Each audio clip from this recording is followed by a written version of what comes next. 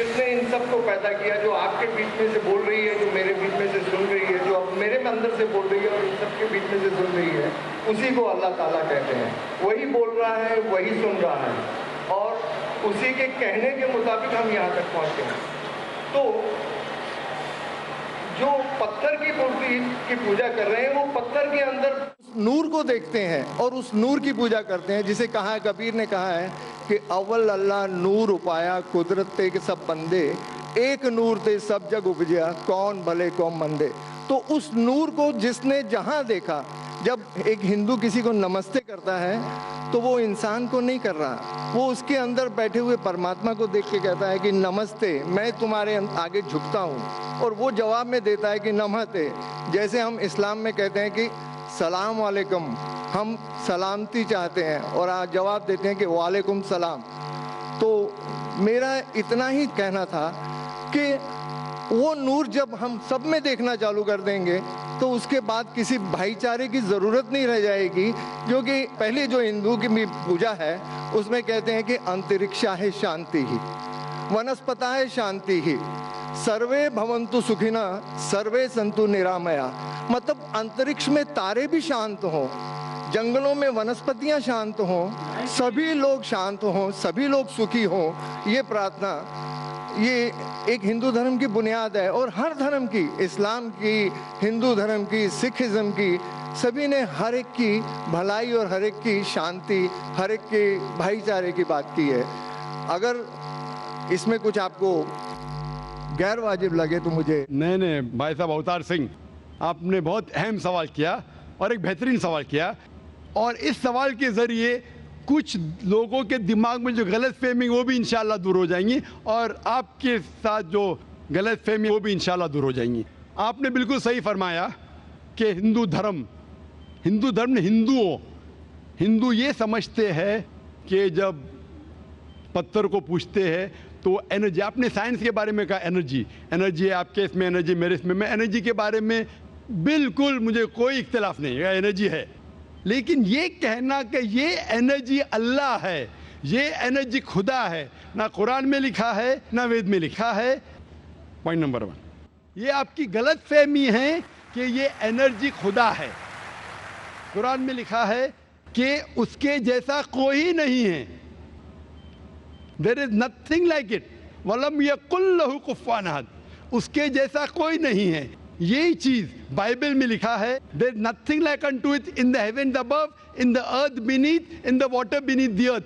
भगवान के जैसा मुमकिन ही नहीं कोई भी चीज, आसमान में हो, धरती पे हो, जमीन पे हो, ना कंकर, ना पत्थर, ना मूर्ति।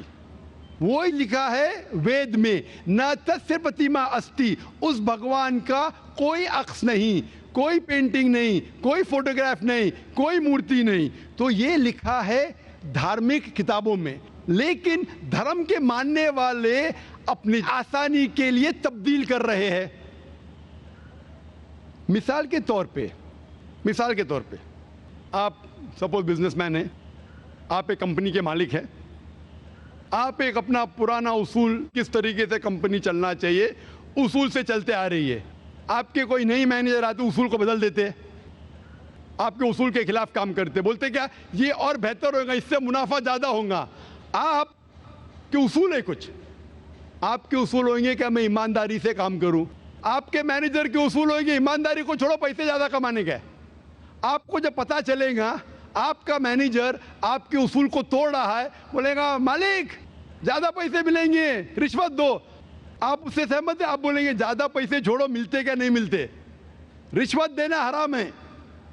तो इस तरीके से अल्लाह ताला ने बुनियादी बातें कह चुकी है किस तरीके से उस ईश्वर की इबादत करना। अभी इंसान अपनी गलत फहमियों में अल्लाह ताला खुदा ईश्वर की बात छोड़ के खुद के तरीके से इबादत करने लगते हैं, और हम क्या कर रहे हैं, उस अजीम खुदा को गाली देते हैं।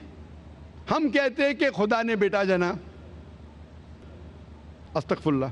हम खुदा को उस मूर्ति में ले आते हैं, जब लिखा हुआ है श्वेताश्वेतर उपनिषद में, यजुर्वेद में, न तस्य प्रतिमा अस्ति, उस ईश्वर की प्रतिमा नहीं है, हम मूर्ति बनाते हैं।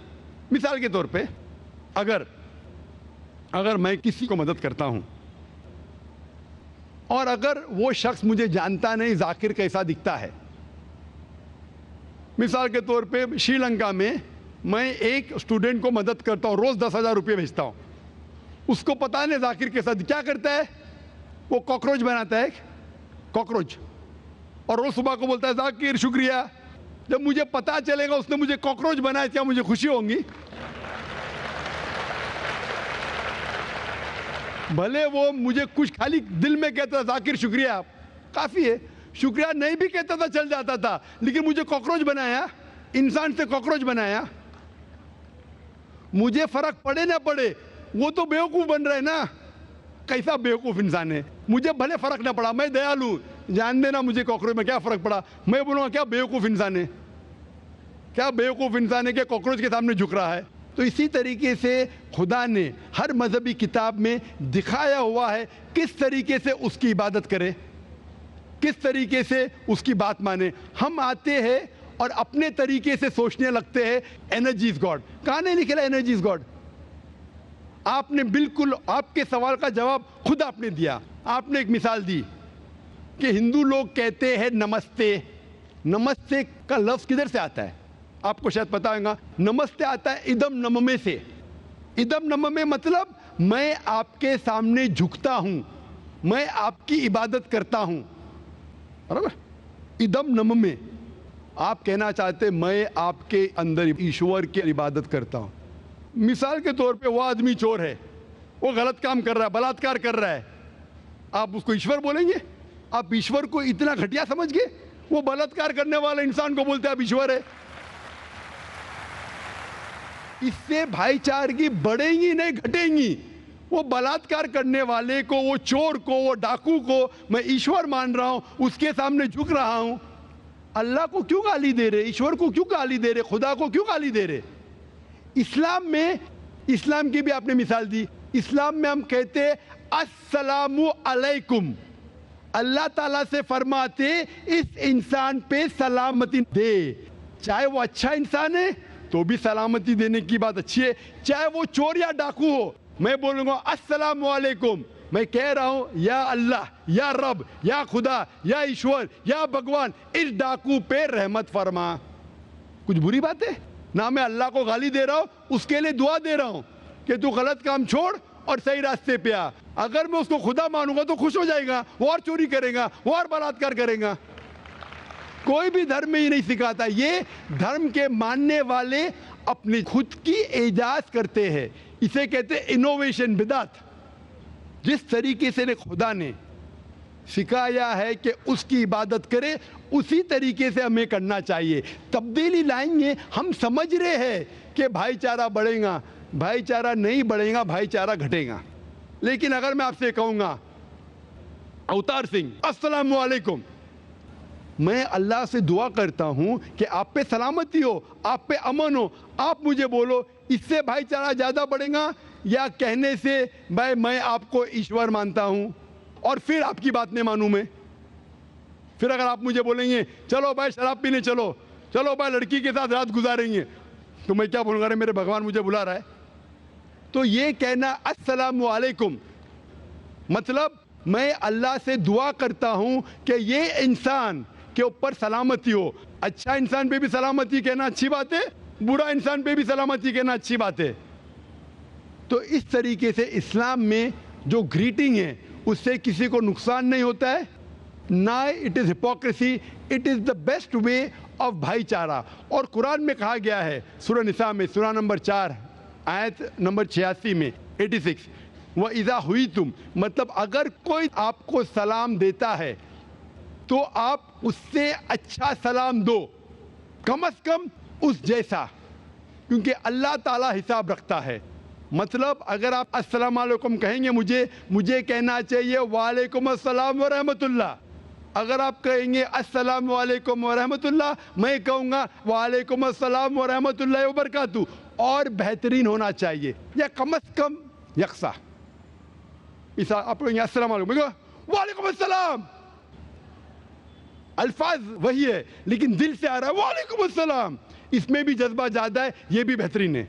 تو قرآن میں لکھا ہے کوئی بھی آپ کو سلام کرتا ہے اس سے بہترین سلام دو، یا اس سے بہتر نہ کر سکو، کوئی کہا السلام علیکم ورحمۃ اللہ وبرکاتہ، کم از کم اتنا دو، وعلیکم السلام ورحمۃ اللہ وبرکاتہ۔ یہ تعلیمات قرآن میں، اس سے بھائی چارہ بڑھتا ہے۔ تو غلط طریقے سے عبادت کرنا جو وید کے خلاف ہے، قرآن کے خلاف ہے، بائبل کے خلاف ہے، گرنتھ کے خلاف ہے، وہ کرنے سے بھائی چارہ نہیں بڑھے گا بلکہ گھٹے گا۔ تو اسی لیے ہم یہ جانیں، ایشور جو ہمارا بنانے والا ہے، ہمارا خالق ہے، وہ جانتا ہے کہ کس طریقے سے اس کی عبادت کرنا چاہیے، وہ بہترین جانتا ہے۔ مثال کے طور پہ آپ کو ڈاکٹر کوئی دوائی دیتا ہے کہ یہ لال گولی صبح کو لینا، ہری گولی دوپہر کو لینا، آپ بولیں گے چھوڑو ہری لال، میں نیلی گولی کھاؤں گا۔ وہ ڈاکٹر ہے، وہ جانتا ہے۔ تو اسی طریقے سے ہمارا خالق، ہمارا مالک خدا ہے، اس کی بات کے اوپر عمل کرنا۔